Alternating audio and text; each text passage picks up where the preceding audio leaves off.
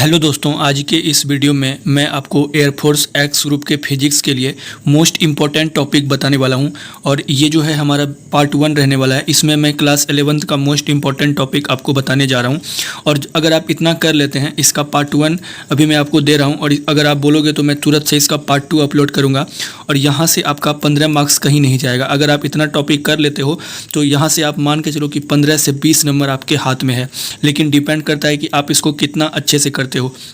मेरा एक्सपीरियंस कहता है दोस्तों कि अगर आप इतना कर लेते हैं तो एयरफोर्स में आपका फिजिक्स में आपको पास होने से कोई नहीं रोक सकता है। आपको पता है कि आपको पास होने के लिए फिजिक्स में आपको मिनिमम 10 मार्क्स लाना पड़ेगा। इसका सेक्शनल कट ऑफ आपको पता है कि फिजिक्स का जो है 10 मार्क्स आपको लाना ही है। आप जो है किसी भी सब्जेक्ट को छोड़ नहीं सकते हैं, क्योंकि आपको तीनों में सेक्शनल कट ऑफ रहता है।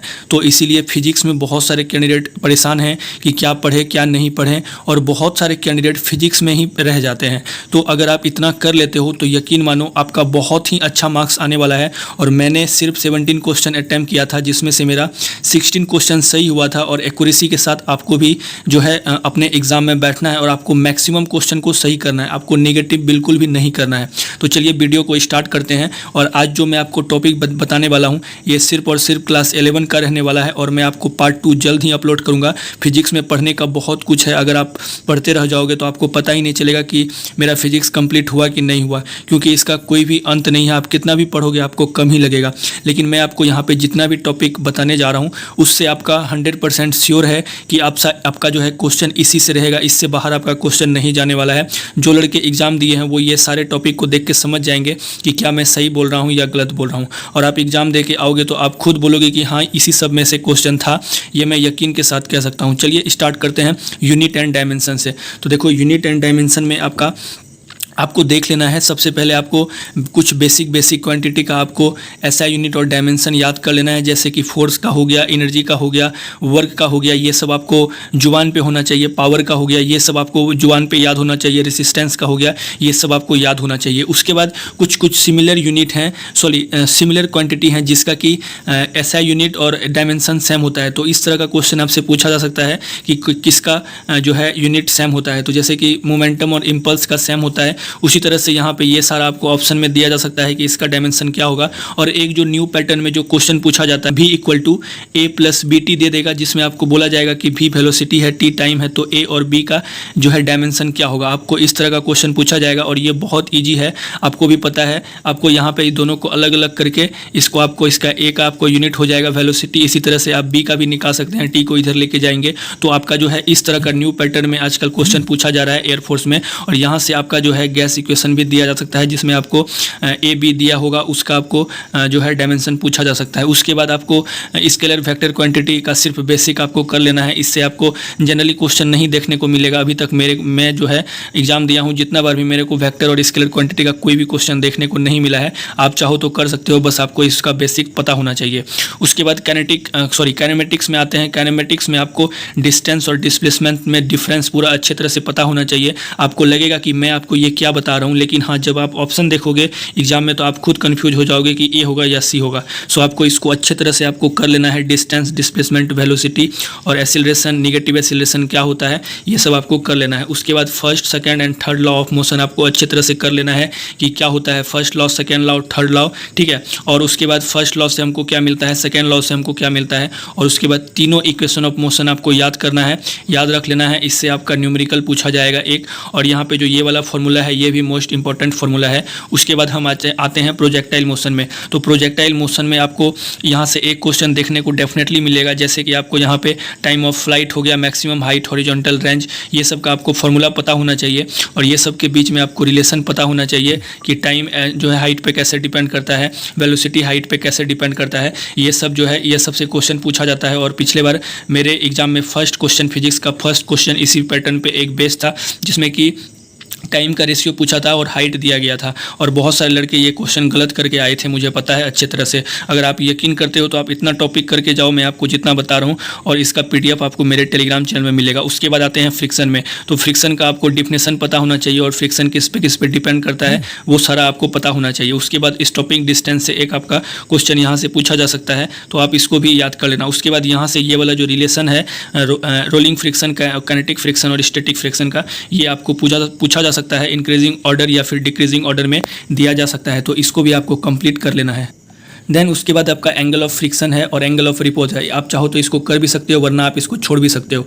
उसके बाद आते हैं सर्कुलर मोशन में। तो सर्कुलर मोशन में बेसिक फार्मूला आपको एंगुलर डिस्प्लेसमेंट का, एंगुलर वेलोसिटी का और एंगुलर वेलोसिटी लीनियर वेलोसिटी के बीच जो रिलेशन होता है वो आपको पता होना चाहिए। एंगुलर एक्सीलरेशन और लीनियर एक्सीलरेशन क्या होता है वो आपको पता होना चाहिए, इसका फॉर्मूला पता होना चाहिए। Centripetal force and centrifugal force पता होना चाहिए और ये आपको रिलेशन याद कर लेना है। और काइनेटिक एनर्जी के साथ कैसे करके रिलेशन होता है ये आपको पता होना चाहिए। और इसके बाद जो यहाँ पे पूछा जाता है कि मैक्सिमम हाइट और मिनिमम हाइट पे वेलोसिटी क्या होगा जब भी एक ऑब्जेक्ट सर्कुलर पाथ पे मोशन करता है तो। और उसके बाद जो है यूनिफॉर्म सर्कुलर मोशन में कौन कौन सा चीज़ कांस्टेंट नहीं होता है और क्या क्या चीज़ कांस्टेंट होता है, तो ये सब आपको याद कर लेना है। यहाँ से ही आप याद कर लो कि यूनिफॉर्म सर्कुलर मोशन में वेलोसिटी कांस्टेंट नहीं होता है, एक्सीलरेशन कांस्टेंट नहीं होता है क्योंकि हर पॉइंट पे डायरेक्शन चेंज होता है। मतलब कि ये सारा जो चीज़ है लीनियर वेलोसिटी, एक्सीलरेशन, मोमेंटम और फोर्स, ये सारा कांस्टेंट नहीं रहता है। और कांस्टेंट क्या क्या होता है, तो एंगुलर से जितना भी टर्म आता है वो सारा चीज़ कांस्टेंट रहता है। मतलब एंगुलर वेलोसिटी, एंगुलर मोमेंटम,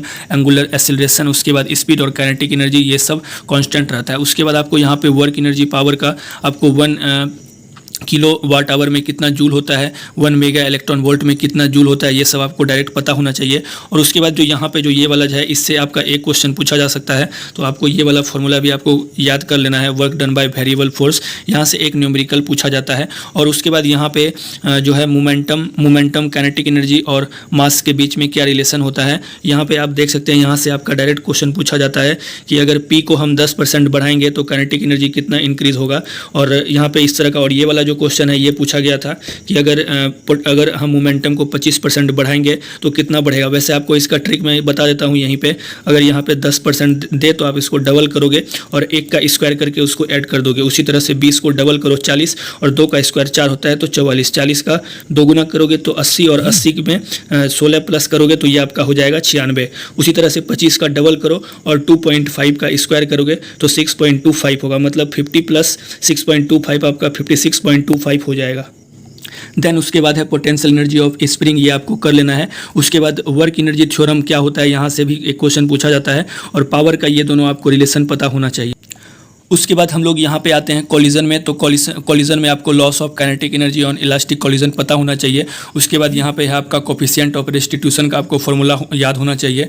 और यहाँ पे ग्रेविटेशन मोस्ट इंपॉर्टेंट चैप्टर है, यहाँ से आपको एक क्वेश्चन डेफिनेटली मिलेगा देखने के लिए। सो आप ग्रेविटेशनल क्वेश्चन को कर लेना। अगर आपका लक अच्छा रहा तो यहाँ से 2 क्वेश्चन भी आपको देखने को मिल सकता है। सबसे पहले जी का डायरेक्ट वैल्यू भी पूछ लेता है, कैपिटल जी का, और इसका यूनिट एंड डायमेंशन भी पूछा जा सकता है। उसके बाद यहाँ से अगर हम डिस्टेंस को 4 गुना कर देंगे, 10 गुना कर देंगे, 16 गुना कर देंगे तो यहाँ पे फोर्स पे क्या इफेक्ट पड़ेगा, ये सारा क्वेश्चन आपसे पूछा जा सकता है। या फिर यहाँ पे आपका मास का भी कोई रिलेशन दे दे तो उस तरह का आपका क्वेश्चन पूछा जाएगा। उसके बाद एक्सीलरेशन ड्यू टू ग्रेविटी से भी आपका क्वेश्चन पूछा जा सकता है। और एक्सीलरेशन ड्यू टू ग्रेविटी का रिलेशन यहाँ पे डेंसिटी के साथ क्या होता है, तो आप यहाँ पे मास की जगह 4πr क्यूब यहाँ पे रखोगे आप, तो यहाँ पे आपका आ जाएगा। आपको पता है डेंसिटी बराबर मास अपॉन वॉल्यूम होता है। तो उसके बाद आप यहाँ पे इसका फॉर्मूला लगाओगे, m के जगह में रखोगे तो ये आपका रिलेशन आ जाएगा। उसके बाद g का वैल्यू इक्वेटर और पोल पे क्या होता है ये आपको पता होना चाहिए। उसके बाद फिर आपका यहाँ पे है कि variation in g at h height या फिर d डेप्थ में क्या होता है, तो ये दोनों रिलेशन आपको पता होना चाहिए।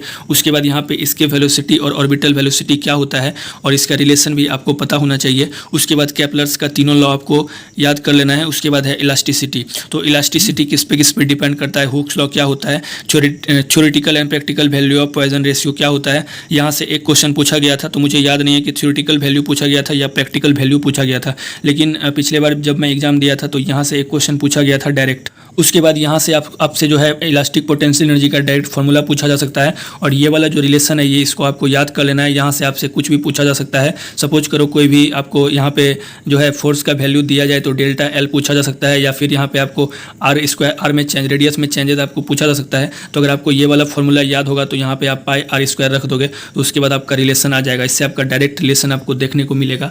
और यहाँ पे एसएचएम में मैं आपको ज़्यादा कुछ नहीं बताऊँगा। आप जो है ये तीनों फार्मूला इसको याद कर लेना, ये दोनों फार्मूला, और कॉम्बिनेशन ऑफ स्प्रिंग अगर आप कर सकते हो तो कर लेना, वरना आप इसको छोड़ भी सकते हो। ठीक है, ये दोनों आप कर लेना, यहाँ से आपका क्वेश्चन रहेगा। उसके बाद फ्लूइड मैकेनिक्स काफ़ी लंबा चैप्टर है। ठीक है, इसमें टोटल 3 चैप्टर आ जाता है। तो यहाँ पे आपको मेनली यही करना है है पास्कल लॉ और इसका रिलेशन, आर्किमिडीज प्रिंसिपल आपको यहाँ पे पढ़ लेना है, क्योंकि यहाँ से क्वेश्चन आपको मिलेगा। उसके बाद विस्कस फोर्स क्या होता है, स्टोक्स लॉ से आपका क्वेश्चन पूछा जाता है। उसके बाद बर्नौलीज प्रिंसिपल और उसके बाद एप्लीकेशन ऑफ सरफेस टेंशन और इसका डिपेंडेंसी, मतलब सरफेस टेंशन किस पे डिपेंड होता है। और साथ ही साथ यहाँ पे एक जो पॉइंट छूट गया है वो है विस्कोसिटी। तो विस्कोसिटी आपको मतलब टेम्परेचर पे कैसे इफेक्ट पड़ता है, ये सब आपको याद कर लेना है। उसके बाद चलते हैं थर्मोडायनेमिक्स की तरफ।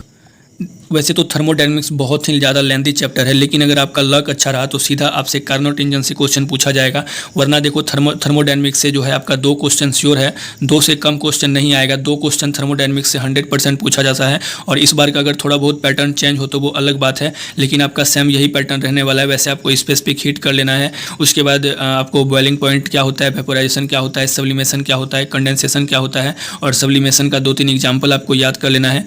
Wind displacement law, Newton law of cooling, उसके बाद zeroth law, first law, second law, third law of thermodynamics, ये तीनों आपको कर लेना है। बहुत अच्छे तरह से आपको इसका स्टेटमेंट याद कर लेना है, ताकि अगर आप ऑप्शन देख के कंफ्यूज ना हुए। उसके बाद यहाँ पे कार्नोट इंजन में जो सारा आपको फॉर्मूला दिख रहा है इसको कर लेना है। और इस पे आपको एक क्वेश्चन डेफिनेटली देखने को मिलेगा कार्नोट इंजन से। ये जो यहाँ पे रिलेशन लिखा हुआ है इस पे आपको एक क्वेश्चन 100% मिलेगा। इसीलिए आप इस पे जो है 2-4 क्वेश्चन आप प्रैक्टिस कर लेना। अगर आप 2-4 क्वेश्चन इस पे कर लेते हो तो 100% आपका एग्जाम में आपको यहाँ से एक क्वेश्चन 100% देखने को मिलेगा। सो आप इसको स्किप मत करना, क्योंकि ये बहुत ही मोस्ट इंपॉर्टेंट टॉपिक है और यहाँ से 100% एक ना एक क्वेश्चन आता ही है और हर एक शिफ्ट में आता है। तो आप यहाँ से इसको जरूर कर देना। वीडियो वैसे बहुत ही ज़्यादा लंबा हो गया है, तो यहाँ पे जो है मैं ये फर्स्ट पार्ट अपलोड किया हूँ और इसका जो है क्लास 12th का मैं सेकेंड पार्ट जल्द ही अपलोड कर दूंगा, ताकि आपका हेल्प हो पाए। और मैं आपको एक चीज़ बोलूँगा कि देखो, अगर आप लोग अभी तक ऑनलाइन टेस्ट नहीं लगा रहे हो तो आप लोग स्टार्ट कर दो ऑनलाइन टेस्ट लगाना, क्योंकि टेस्ट सीरीज लगाना बहुत ही ज़्यादा इंपॉर्टेंट है। आपको पता है कि आपका एग्जाम ऑनलाइन होगा।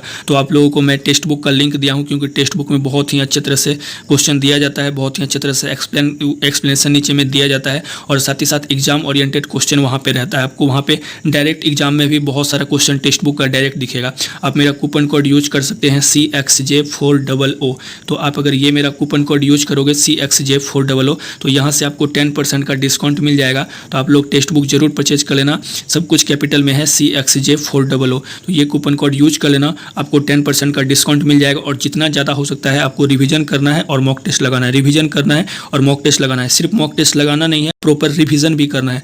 बहुत ही ज़्यादा इंपॉर्टेंट है रिवीजन करना, क्योंकि जब तक आप उसका रिवीजन नहीं करोगे तो फिर आप एग्जाम में अच्छा स्कोर नहीं कर पाओगे। सो आपको ज़्यादा से ज़्यादा रिवीजन करना है मॉक टेस्ट का। इसीलिए आपको मैं बोलूँगा कि जितना जल्दी हो सकता है आप जाके इसको परचेज कर लो। और ये जो जितना भी मैं टॉपिक बताया हूँ, ये टॉपिक को आपको अच्छे तरह से कंप्लीट कर लेना है। आपका 15 मार्क्स कहीं नहीं जाए। इसका सेकंड पार्ट अपलोड कर दूंगा। उसके बाद जो है आप सेकंड पार्ट पहले आप इतना करो, उसके बाद आपको सेकंड पार्ट भी बहुत जल्द मिल जाएगा। उसके बाद आप उस सारे टॉपिक को कर लेना। आपका फिजिक्स में 100% ये कंफर्म है कि 15+ आपका आराम से आ जाएगा। और अगर आप फिजिक्स में 15+ ला लेते हो तो ये मोर देन इनफ है। ठीक है, जहाँ तक मुझे उम्मीद है कि आपका 15 से 18 नंबर 100% यहाँ से आ जाएगा, क्योंकि इससे बाहर आपका क्वेश्चन नहीं जाने वाला है। तो इतना आप लोग जरूर कंप्लीट कर लेना और जितना जल्दी हो सकता है आप लोग टेक्स्ट बुक ज्वाइन कर लो और वहाँ पे मॉक टेस्ट लगाओ। तो चलो इस वीडियो में इतना ही। Thank you.